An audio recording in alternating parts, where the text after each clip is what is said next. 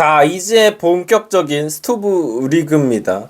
그래서 재밌는 거는 뭐냐면, 지난해까지만 해도 야구 끝나고 남들 가을 야구 하는 동안 우리는 딱 머릿속으로, 우리가 FA를 누구를 잡아야 되지? 막 이거를 생각할 시간이 되게 길었어요. 그래서 거의 근 한 달 동안을 FA를 누구를 잡았으면 좋겠고, 뭐 누구를 어떻게 했으면 좋겠고로 생각했는데, 우리가 마지막까지 가을 야구를 했기 때문에, 한국 시리즈까지 치렀기 때문에 바로 며칠 있으면 이제 FA 시장이 시작이 됩니다. 바로 우리에게 당면한 과제는 이제 FA 영입 전입니다. 일단은 노선을 정해야겠죠. 하나이글스 이번 시즌 FA를 그냥 쉬어간다, 혹은 FA 이번에도 큰손 역할을 한다. 지금 보도화된 바로는 한화이글스가 그냥 조용하게 보낼 거라는 생각은 잘 안 들기는 합니다. 왜냐면은 보통 보면은 2위 팀이 영입을 열심히 하거든요. 그럼 이제 많은 분들이 궁금해 하시는 게, 한화이글스 그래서 샐러리 캡은 괜찮습니까? 라는 이야기인데, 일단은 이번 시즌 중간에 발표가 났지만 2027 시즌부터 샐러리 캡이 또 상한선이 올라가게 돼요. 거기에다가 버드룰까지 적용이 됩니다. 이거 버드룰은 제가 일전에 설명을 해드린 영상이 있지만, 그냥 쉽게 이야기해서 류현진 선수 연봉 절반으로 계산된다, 샐러리 캡에. 그렇게 되면 사실은 샐러리 캡에 대한 부담은 모든 팀들이 다 없어진다고 봐야 돼. 아주 오랫동안 그 팀에서 뛴 고액 연봉자의 샐러리 캡이 절반으로 잡히기 때문에 거기에다가 상한선도 올라가고 하한선도 생기게 된다. 2027 시즌부터. 사실 2026 시즌 FA 영입을 하고 26 시즌 연봉은 조금 책정하고 2027 시즌부터 많이 준다, 뭐 이렇게 되면 사실은 26 샐러리도 그렇게 뭐 포화 상태가 되는 팀은 별로 없다고 봐야겠죠. 뭐 그래서 돈 걱정은 우리가 할 상황은 아닌 것 같고요. 대어들이 많습니다. 박찬호, 강백호, 박혜민, 뭐 김현수 등등 정말 여러 명이고, 한화이글스에도 지금 뭐 손아섭 선수가 FA 신청을 하게 될지 어떻게 될지는 모르겠지만, 김범수 선수도 내부적으로 있고요. 그래서 내부 FA 단속과 더불어서 다른 팀에서 이제 FA 자격 신청을 하는 선수들을 과연 영입을 할 것인가를 좀 지켜봐야 될 것 같습니다. 그래서 요는 돈이 문제인 상황은 아닌데, 과연 어떻게 될 것인지. 왜냐면은 당장 내년 시즌이 끝나면 노시환 선수가 FA가 되기 때문에, 지금 이번 비시즌에 노시환 단연 계약 요거를 맺을 수도 있기 때문에 말이죠. 그런 부분 좀 지켜봐야 될 것 같습니다. 그래서 뭐 제일 재밌죠? FA 영입전은 당장 주말에 이렇게 신청부터 시작해가지고 FA 영입전이 바로 시작이 돼요. 그래서 이렇게 되면은 당장 내년 시즌 전까지 계속 계약을 할 수가 있는 상황이 되거든요. 그래서 요것도 저희 채널에서 계속 팔로우하면서 따라가면 재밌을 것 같습니다. 그리고 외국인 선수죠. 일단은 폰세는 자력으로 잡기는 쉽지가 않습니다. 그러니까 뭐 메이저리그 진출을 하게 된다면 메이저리그와는, 미국과는 돈 싸움도 상대가 안 되겠거니와, 일단 이 세상 야구 선수들의 모두의 꿈이 메이저리그 진출인데, 메이저리그에서 오퍼가 오면 폰세를 잡기는 쉽지 않아 보입니다. 물론 변수는 있다고 봐요. 폰세가 가을 야구까지 치르면서 이 선수가 200이닝 이상을 투구를 했어요. 거기에다가 4일 휴식 후 등판에서는 그렇게 안정적인 모습을 보여주지 못했고, 이 폰세 선수의 약점은 이번 시즌을 제외하고는 일본에서도 그렇게 긴 이닝을 소화를 못 해줬기 때문에, 미국은 또 이제 그런 부분에 예민하거든요. 그래서 폰세 가격이 조금 다운됐다라는 썰은 들리고는 있습니다. 그러니까 당초에 여름에 폰세에 대한 영입전이 막 과열됐던 거에 비해서는 스카우터들 막 이렇게 운집했을 때 그렇게 폰세의 피칭 내용이 막판에는 좋지 못했던 부분도 있고, 그래도 한화이글스가 무조건 이 선수를 잡는다라고 보장하기는 사실 가능성이 낮다고 봐야겠죠. 그렇다면 대체할 수 있는 1선발급 외국인 투수를 잘 영입하는 게 당면 과제겠고요. 와이스는 잔류 확률이 그래도 조금 더 높다고 봐야겠죠. 근데 뭐 역시나 와이스가 타리그, 상위 리그에 가게 된다면 추가 영입이 필요하고, 저는 뭐 폰세는 우리가 뭐 노력은 하겠지만 잡는 게 쉽지 않다면 와이스를 잡기 위해서, 마음을 잡기 위해서 노력을 하는 게 이 오프시즌에 굉장히 중요한 과제가 될 수도 있겠습니다.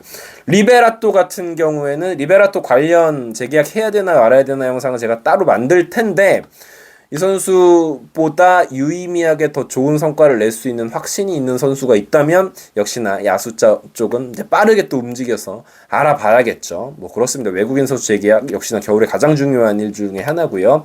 그리고 2차 드래프트가 있습니다. 2차 드래프트는 이제 11월 말에서 12월 초 35인 보호 명단 외 선수들 요거는 제가 지금 편집 중에 있으니까 이번 주 안에 요거는 제 생각을 한번 업로드를 하도록 할게요. 이제 2차 드래프트가 뭐냐면 각 팀별로 35인을 보호를 합니다. 보호 명단을 제출해요.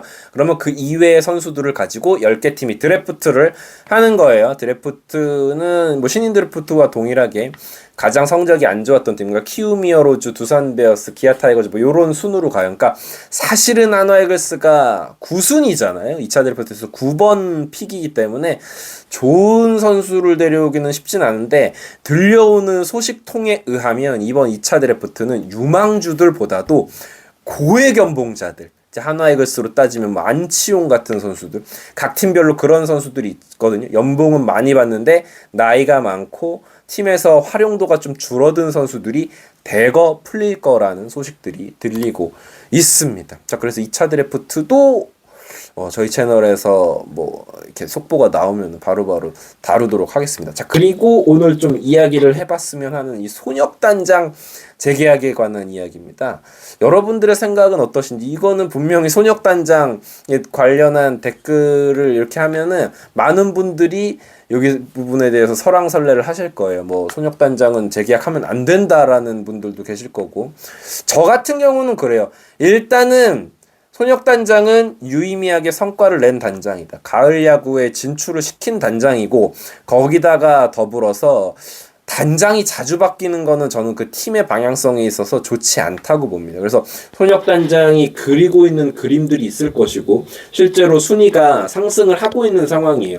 그러다 보니까 저는 손혁단장과 좀 오랫동안 가야 된다고 생각하는 입장입니다. 물론 저랑 생각이 다르시는 분들은 뭐 그 의견도 존중하지만 뭐 가장 큰 이유는 단장이 공과 과를 나눠서 이야기하기 시작하면 과가 없는 단장은 있을 수가 없어요. 이 세상에 그 누구도. 손혁단장 같은 경우에는 뭐 버치 스미스, 오그레디 같은 외국인 선수들로 실패를 겪었지만 반대로 이야기하면 폰세, 와이스, 뭐 리베라토 같은 선수들로 대성공을 가지고 가면서 결국 한국 시리즈 진출을 이뤄냈기 때문에 뭐 그 부분에 있어서 버치 스미스를 데리고 왔었기 때문에 손혁단장을 재계약해서는 안 된다라는 논리라면 반대로 폰세를 데려왔기 때문에 그 부분은 반박이 가능하다라고 생각을 해요. 뭐 최원호 감독 영입의 실패 뭐 이거는 좀 크죠. 그러면서 뭐 아무래도 수뇌부 쪽에서는 왜 이 감독 그 영입에 실패를 해가지고 감독 선임에 실패를 하는 바람에 돈이 뭐 더블로 나가지 않느냐라는 이야기 정도는 할 수 있겠지만 뭐 결과적으로는 아까도 말씀을 드린 것처럼 가을 야구 진출에 결국 우리의 수건 사업이었던 가을 야구 진출에 성공을 했고 또 한국 시리즈 진출이라든 쾌거를 이뤄냈기 때문에 조금 더 손혁단장이 가지고 가고자 하는 방향성 그리고 파이어볼러들을 수집하면서 결국은 좋은 투수진들 젊은 투수진들을 수집을 하는데 성공을 했죠. 물론 드래프트 상위 픽이 있었기 때문에 뭐 그런 부분이 다 손혁단장의 공이라고 하기는 힘들지만 결국 단장이라는 자리는 성적을 내라고 하는 거거든요. 그 안에 있는 공과 과로 이야기하기 시작하면 처음에도 말씀을 드렸지만 공적도 있고 과오도 있습니다. 근데 과오만 가지고 물어뜯으면 살아남을 수 있는 단장은 저는 없다고 생각해요. 근데 결국 가을 야구를 이루어라 라는 미션을 내걸고 손혁단장을 영입했던 것인데 그 부분에 성공을 했기 때문에 저는 손혁단장 재계약에 좀 찬성파예요. 여러분들의 생각은 어떠신지 늘 말씀드리지만 제발 이걸로 싸우지 말자. 저는 그렇게 생각해요. 손혁단장의 재계약에 있어서는 아마 구단 내부에서는 얘기가 끝났을 거예요. 뭐 언제 발표가 나도 이상하지 않을 텐데 어떤 쪽으로 발표가 날지에 대해서는 좀 지켜봐야 될 것 같습니다. 당장 최원호 감독이 물러날 때만 해도 손혁단장도 같이 물러나겠다라고 했었거든요. 근데 그때랑은 지금 상황이 많이 달라졌으니까 과연 구단에서 어떤 결정을 하게 될지 뭐 사실 손혁단장이 있는 동안에는 류현진 선수 영입도 있었고 그 과정 속에서 손혁단장이 굉장히 공을 들였다라는 이야기도 있고요. 여러 가지 뭐 좋게 보면 좋게 볼 수 있고 안 좋게 보면 한도 끝도 없는 게 또 이 부분인데 저는 제 생각은 그렇고요. 여러분들의 생각이 어떠신지 또 댓글로 남겨주시면 좋을 것 같고요. 이 부분은 아마 조만간 기사로 나올 거라는 생각을 합니다. 오늘은 한화 이글스의 오프 시즌 스케줄들에 대해서 한번 이야기를 해봤고, 마지막에 다룬 손혁단장 재계약이 일단 선결이 돼야지 업무를 볼 수가 있으니까 뭐 그렇지 않을까, 곧 뉴스가 뜨지 않을까라는 생각이 듭니다. 이글스 에브리디였고요. 구독 좋아요 부탁드립니다. 감사합니다. 요즘에 배달 떡볶이가 솔직히 너무 비싸다고요. 한 2만원 막 3만원 막 이렇게 되는데 한 봉지에 5,000원이 안 됩니다. 배송료를 포함해도. 네, 퀄리티도 보장이 된다. 이거는 이따가 먹으면서 또 이야기를 해보도록 할게요. 종류도 국물 떡볶이, 짜장 떡볶이, 마라 떡볶이. 요즘에 마라탕이 또 인기인데 가성비가 정말 좋다. 말이 안 되는 게 이게 세 접시가 12,000원이 안 돼요. 오리지널부터 한번 먹어보도록 하겠습니다. 제대로다. 짜장 떡볶이 매니아층이 있잖아요.